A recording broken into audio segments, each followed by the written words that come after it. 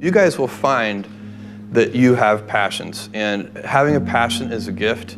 I think we all have passions, and you don't get to choose them, they pick you, but you have to be alert to them. You have to be looking for them. And when you find your passion, it's a fantastic gift for you because it gives you direction, it gives you purpose. You can have a job, or you can have a career, or you can have a calling. And the best thing is to have a calling. And if you find your passion, you'll have that, and all your work won't feel like work to you. Many kids and many grown-ups do figure out over time what their passions are. And sometimes we let I don't think it's that hard. I think what happens though sometimes is that we let our intellectual selves overrule those passions. And so that's what needs to be guarded against. My job, one of my jobs as the leader of Amazon, is to encourage people to be bold. And people love to focus on things that aren't yet working. And that's good, it's human nature. That kind of divine discontent can be very helpful. But it's incredibly hard to get people to take bold bets. And you need to encourage that. And if you're gonna take bold bets, they're going to be experiments, and if they're experiments, you don't know ahead of time whether they're going to work. Experiments are by their very nature prone to failure, but a few big successes compensate for dozens and dozens of things that didn't work. So bold bets, AWS, Kindle, Amazon Prime, our third-party seller business, all of those things are examples of bold bets that did work, and they pay for a lot of experiments.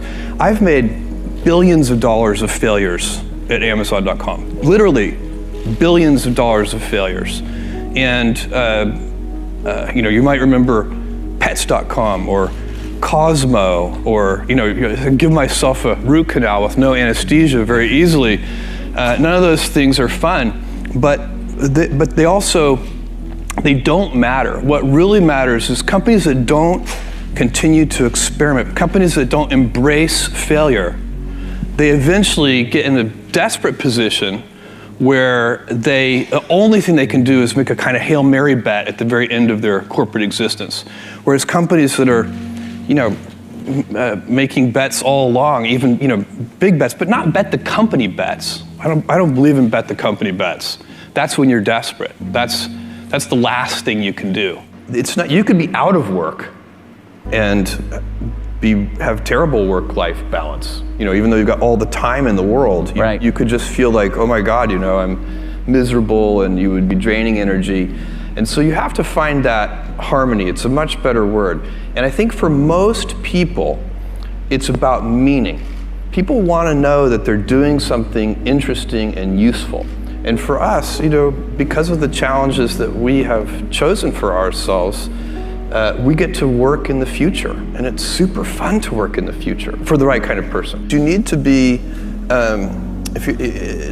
nimble and robust. So you need to be able to take a punch, and you also need to be quick and innovative and doing new things at a high speed. That's the best defense against the future. And you have to always be leaning into the future. If you're leaning away from the future is going to win every time. Never, ever, ever lean away from the future. We all have adversity in our lives. I doubt if you really, if you know somebody, any friend or anybody that you talk to, there's no lack of adversity, and by the way, that's good, because it's what teaches us how to get back up. You fall down, you get back up. It always happens. And you get certain gifts in life, and you want to take advantage of those. But I guess my advice on adversity and success would be to be proud not of your gifts, but of your hard work and your choices. So, you may be, the kinds of gifts you get in life, you might be really good at math. It might be really easy for you. That's a kind of gift. But practicing that math and taking it to the next step, that could be very challenging and hard, and take a lot of sweat. That's a choice. You can't really be proud of your gifts because they were given to you. You can be grateful for them and thankful for them. But your choices you choose to work hard. You choose to do hard things. Those are choices that you can be proud of. Being an inventor requires, because the world is so complicated, you have to be a domain expert. I mean, in a way, even if you're not at the beginning, you have to learn enough so that you become a domain expert. But the danger is once you become a domain expert, you can be trapped by that knowledge. And so inventors have this paradoxical ability to have that 10,000 hours of practice and be a real domain expert and have that beginner's mind. Have that look at it freshly, even though they know so much about the domain. And that's the key to inventing. You have to have both. And I think that is intentional. I think all of us have that inside of us, and we can all do it, but you have to be intentional about it. You have to say, yeah, I am going to become an expert, and I'm going to keep my beginner's mind. You can't skip steps. You have to put one foot in front of the other. Things take time. There are no shortcuts. And but you want to do those steps with passion and ferocity. It's easy to have ideas. It's very hard to turn an idea into a successful product. There are a lot of steps in between, and it takes persistence, relentlessness.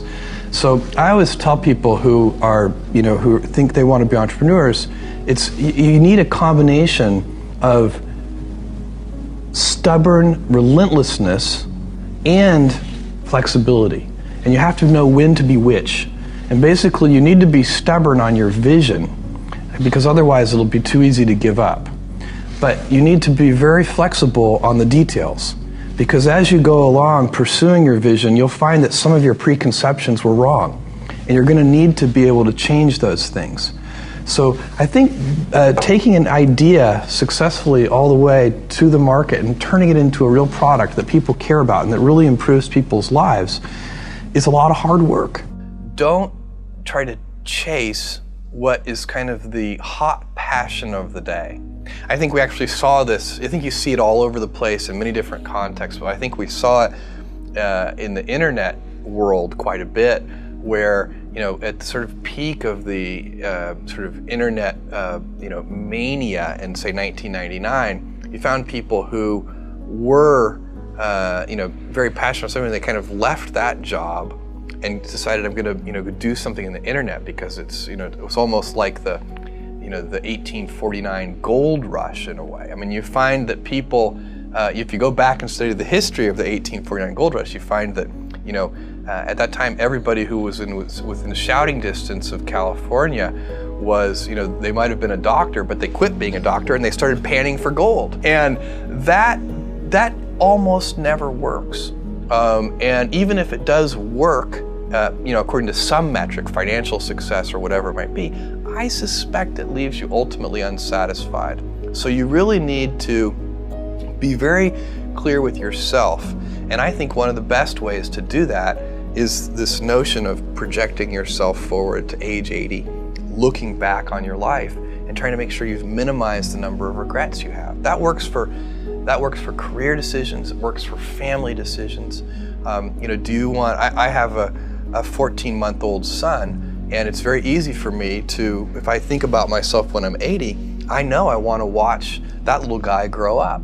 And so I don't want to be 80 and think, shoot, I missed that whole thing, and I don't have the kind of relationship with my son that I wished I had, and so on and so on. So if you think about that, so I guess another thing that I would recommend to people is that they always take a long-term point of view. And I think this is something about which there's a lot of controversy. There's a lot of people, and I'm just not one of them, believe that you should live for the now. I think what you do is you think about the great expanse of time ahead of you and try to make sure that you're planning for that in a way that's going to leave you ultimately satisfied. So this is the way it works for me. And I mean, everybody needs to find that for themselves. So I think there are a lot of paths to satisfaction, and you need to find one that works for you.